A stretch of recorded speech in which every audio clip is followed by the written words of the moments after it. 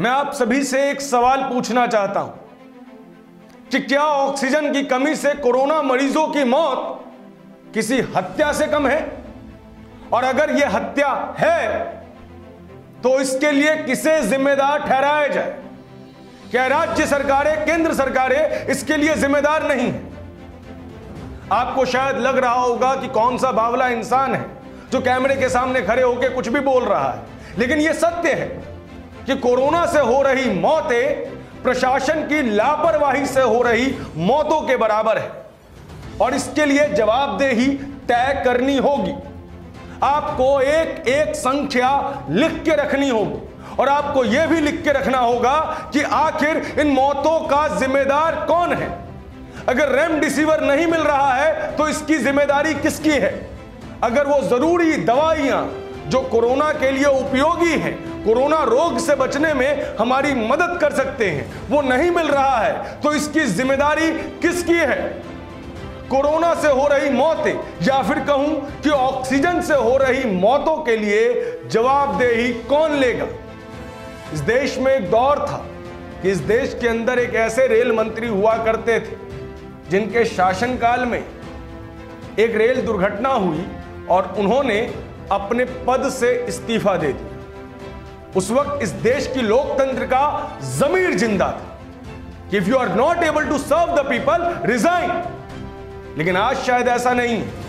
आज तमाम सरकारें फुटबॉल खेल रही हैं, राज्य सरकारें, केंद्र सरकारें एक दूसरे के पाले में बॉल डाल रही है और यहां पे गोल हो रहा है इंसान की मृत्यु से। जी हां, ऑक्सीजन की कमी से कोरोना मरीजों की मौत किसी नरसंहार से कम नहीं है, ऐसा कहा है इलाहाबाद हाई कोर्ट ने। नमस्कार, मैं प्रभात रंजन मिश्रा और आप देख रहे हैं नेशन लाइव। कोरोना महामारी के बीच ऑक्सीजन कमी को लेकर देश भर की अदालतें सरकारों से बेहद नाराज हैं। इसी सिलसिले में इलाहाबाद हाई कोर्ट ने मंगलवार को सख्त टिप्पणी की है। हाई कोर्ट ने कहा कि अस्पतालों में ऑक्सीजन सप्लाई नहीं होने से कोरोना मरीजों की जान जाना अपराध है, यह किसी नरसंहार से कम नहीं है। जस्टिस सिद्धार्थ वर्मा और जस्टिस अजीत कुमार की बेंच राज्य में कोरोना के बढ़ते मामलों को और क्वारंटाइन सेंटर्स की स्थिति को लेकर दायर पिटीशन पर सुनवाई कर रही थी। इसी दौरान लखनऊ और मेरठ में ऑक्सीजन की कमी से हो रही मौतों को लेकर सोशल मीडिया पर चल रही खबरों के रेफरेंस में कोर्ट ने कमेंट किया। साथ ही दोनों जिलों के डीएम को ऐसी खबरों की 48 घंटे में जांच कर अगली सुनवाई पर ऑनलाइन पेश होकर रिपोर्ट देने को कहा है। कोर्ट ने कहा कि कोरोना मरीजों को मरते देख हम दुखी हैं। यह उन लोगों द्वारा नरसंहार से कम नहीं है जिन पर ऑक्सीजन की व्यवस्था करने की जिम्मेदारी है। जी हां, इस लाइन को अपने दिमाग में बिठा लीजिए।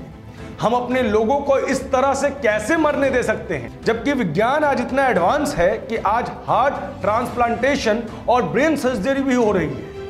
हाईकोर्ट ने कहा कि आमतौर पर हम राज्य सरकार और जिला प्रशासन को सोशल मीडिया पर वायरल खबरों की जांच करने के लिए नहीं कहते, लेकिन इस मामले से जुड़े वकील भी इस तरह की खबरों का जिक्र कर रहे हैं। उनका यहां तक ये कहना है कि राज्य के बाकी जिलों में भी यही स्थिति है, इसलिए हमें यानी कि कोर्ट को सरकार को तुरंत कदम उठाने के लिए आदेश देना जरूरी लगा। आपको बता दें कि कुछ दिनों पहले ही दिल्ली हाईकोर्ट ने केंद्र को फटकार लगाई है। दिल्ली में ऑक्सीजन संकट पर हाईकोर्ट ने मंगलवार को केंद्र सरकार को कड़ी फटकार लगाई।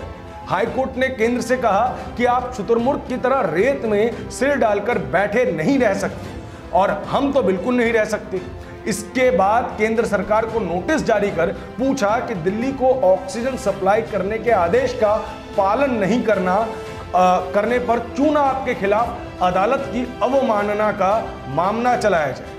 आपको बता दें कि देश इस वक्त एक क्रूशियल सिचुएशन में है और सरकारें पूरी तरीके से विफल होती हुई नजर आ रही है, और इस विफलता के लिए वो एक दूसरे के ऊपर ब्लेम गेम खेल रही है। जी हाँ, एक फुटबॉल मैच होता हुआ नजर आ रहा है जिसमें राज्य सरकारें अपनी जिम्मेदारी केंद्र सरकारों की तरफ डाल रही है, तो केंद्र सरकार अपनी जिम्मेदारी राज्य सरकार की तरफ डाल रही है, और इस बीच में हो रही हैं सिर्फ मौतें जिनका कारण है ऑक्सीजन का ना होना, मौतें जिनका कारण है कुछ उपयोगी दवाई जिसकी जरूरत अभी सबसे अधिक है उनका ना होना। उन सभी लोगों के लिए जो अपनी जिम्मेदारियों को एक दूसरे की तरफ डाल रहे हैं, उनके लिए सिर्फ मैं यही कहना चाहूंगा कि कुर्सी है या तुम्हारी, जनाजा तो नहीं है।